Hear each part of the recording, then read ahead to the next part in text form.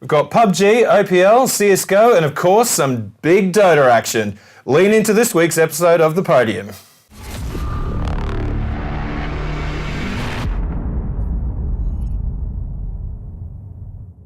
G'day gamers and welcome to The Podium, where we take a look at the biggest hits, epic takedowns and classic comebacks from across the world of esports.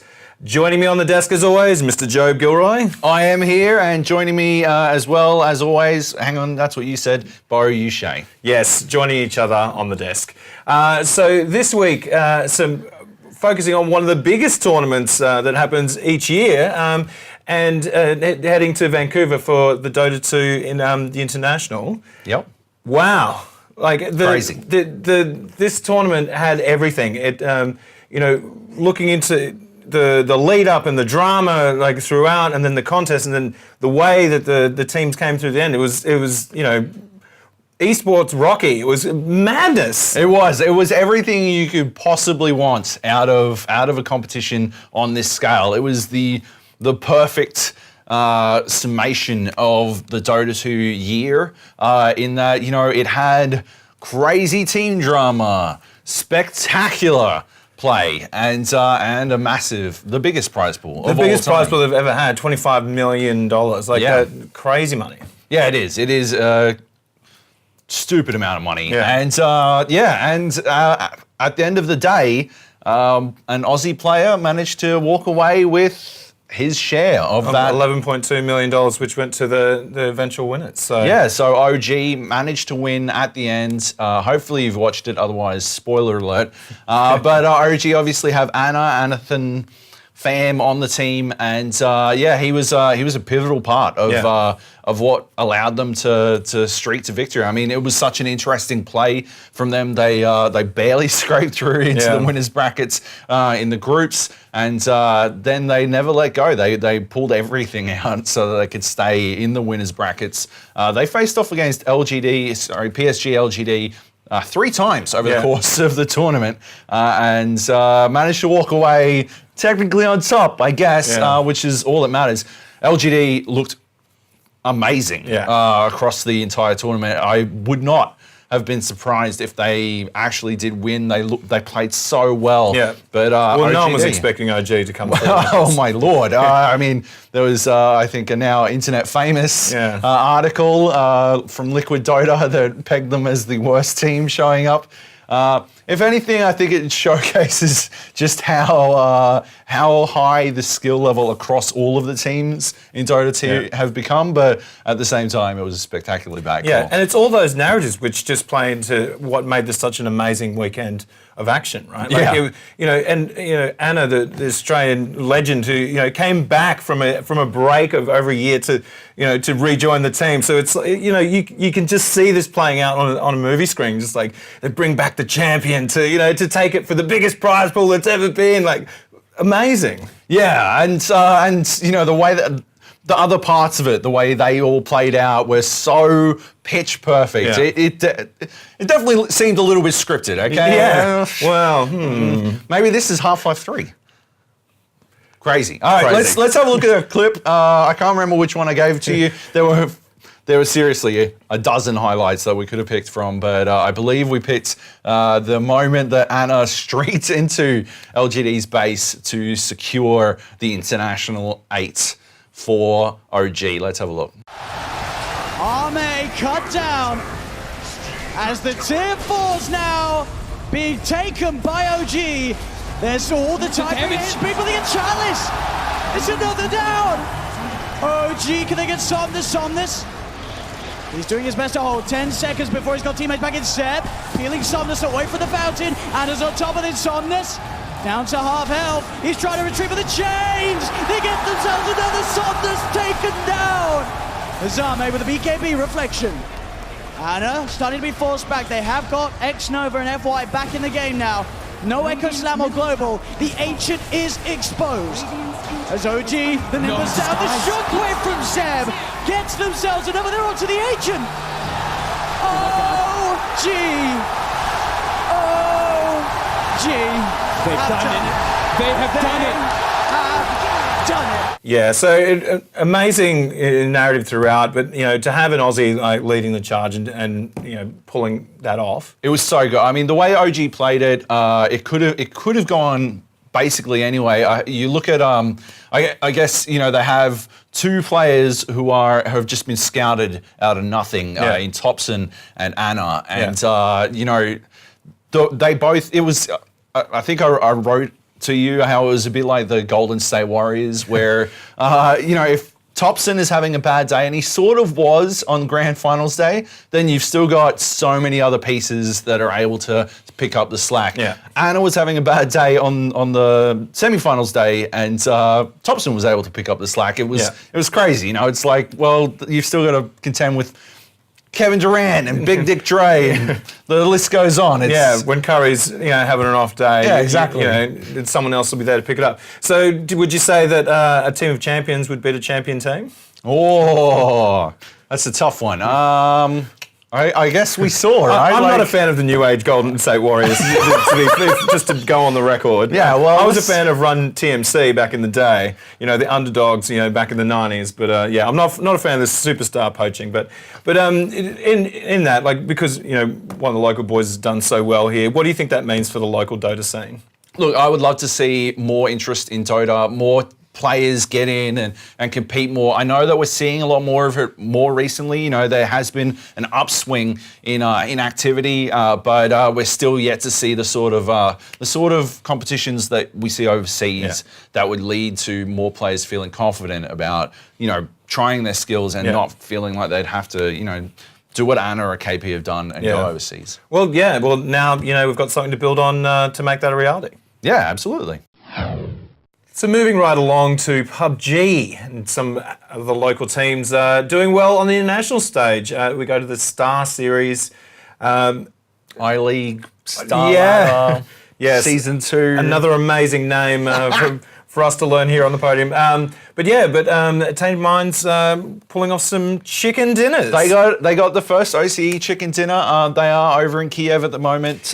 Missed opportunity to not have the chicken Kiev dinner. Kiev, right. But, how good is a chicken? Oh man, I'd smash one. They played it really well. I mean, they've been playing.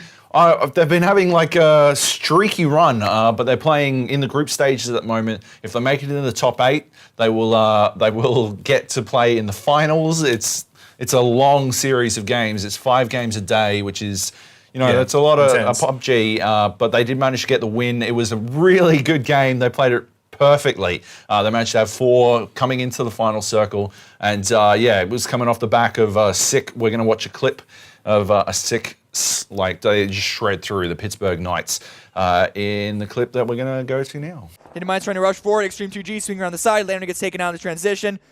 But here comes the push up. Are they going to expect Extreme 2G on the long rotate? You can see on the side of your screen, but Drayden immediately taken down initially by Subslayer.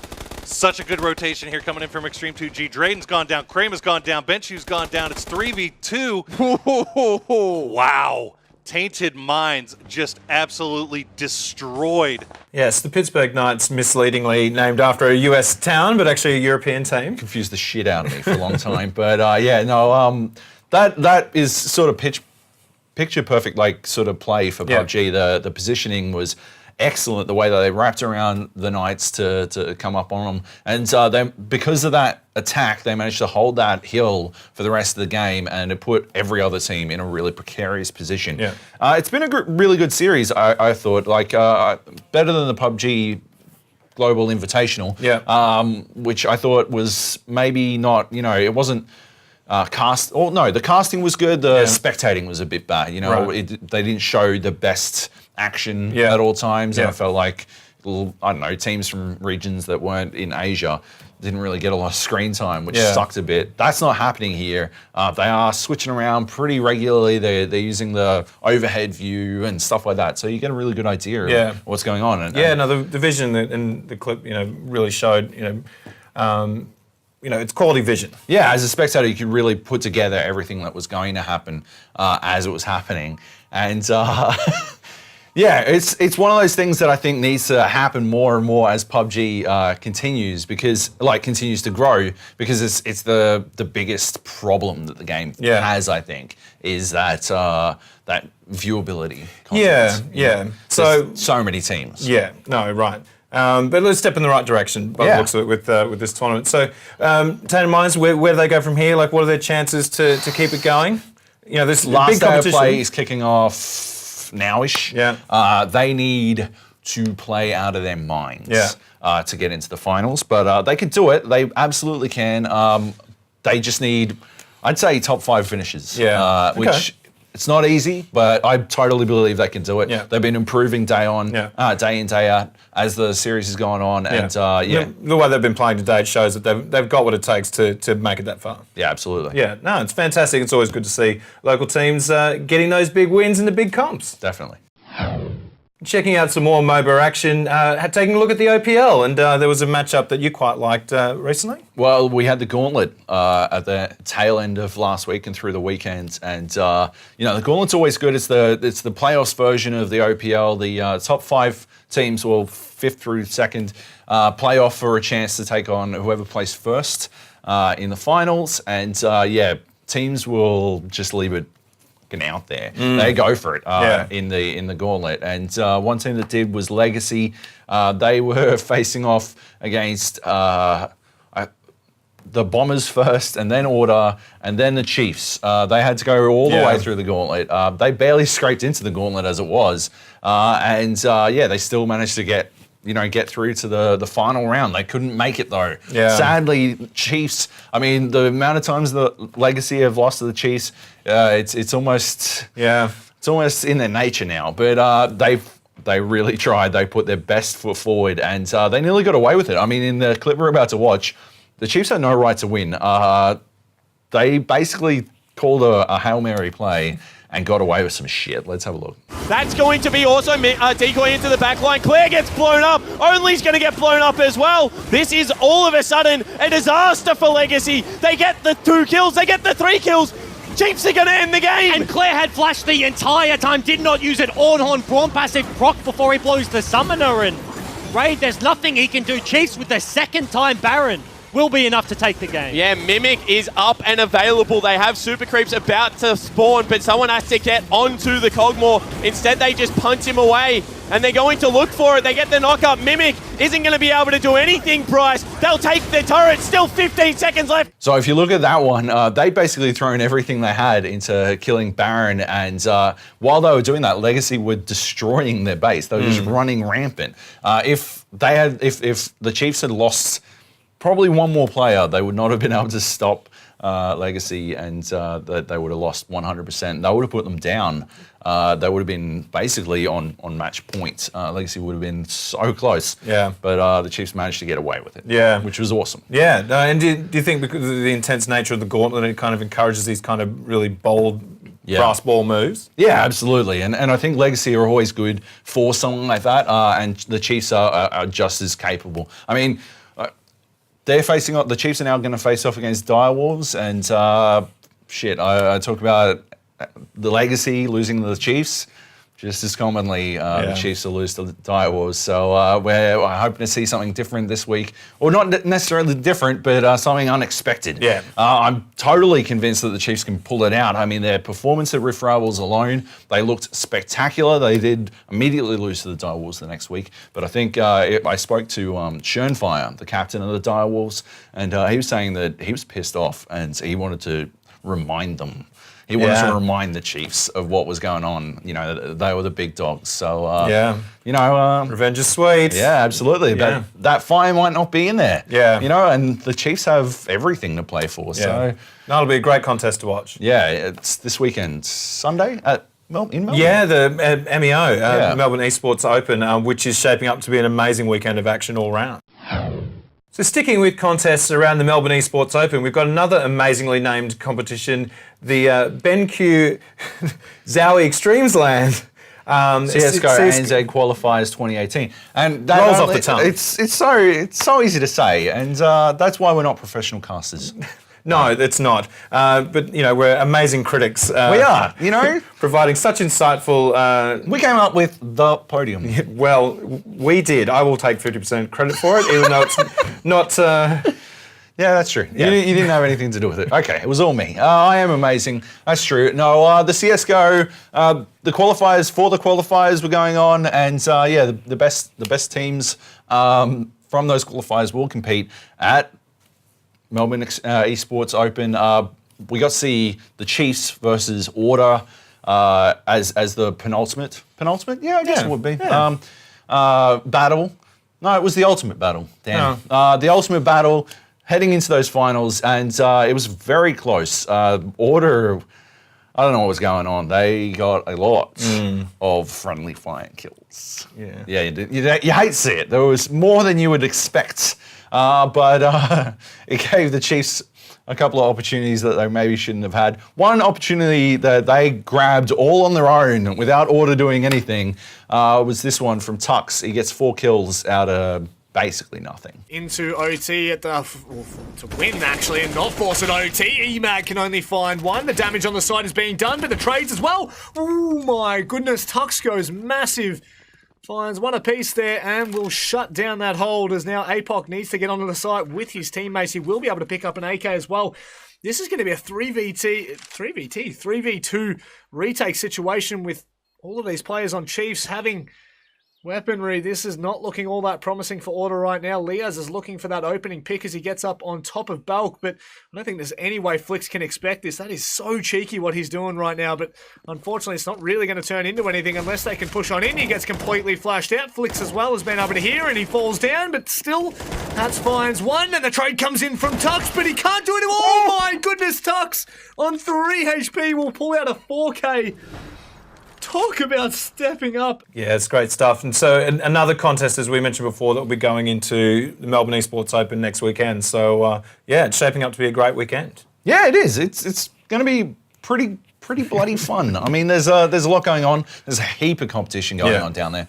So, yeah, you've got Overwatch, the Contenders finals. Yeah. I know that, like, some, Custer from the Gladiators will be there. And I believe, a bunch of the Overwatch Team Australia players will be there as well. And obviously you've got the OPL Grand Finals, which is going to be absolute slobber knocker. And you've got Counter-Strike, you've got some Fortnite, you've got... It's almost like the Olympics of esports, wouldn't you say? My Lord. All the different sports in action. You wouldn't say that, Joe? I wouldn't say that. You wouldn't say that? No. No, I don't think. But I'm more of a penultimate kind of guy. So that's good. I don't think the Olympics needs esports. No, I don't think the esports needs Olympics. Oh shit! Yeah, well, controversy here on the podium. What are we doing? But yeah, it is shaping up to be an amazing weekend with all those contests that we've mentioned. There's so much going on. If you can get down there, do it. Obviously, but the streams will be all over the place. So definitely tune in and check those out. And of course, you will see all the recaps right here on the podium next week. Is there any specific matches you're really fired up for? Oh, the OPL Grand Finals in particular, I can't wait to see them play out. I mean, I hope it goes all the way because I would hate to feel that one of those teams, didn't get as far as they wanted to, and I'm sure it'll be amazing. Yeah, no doubt. So, check in this weekend, check it out, and we'll cover it all right here next week on the podium. See you then.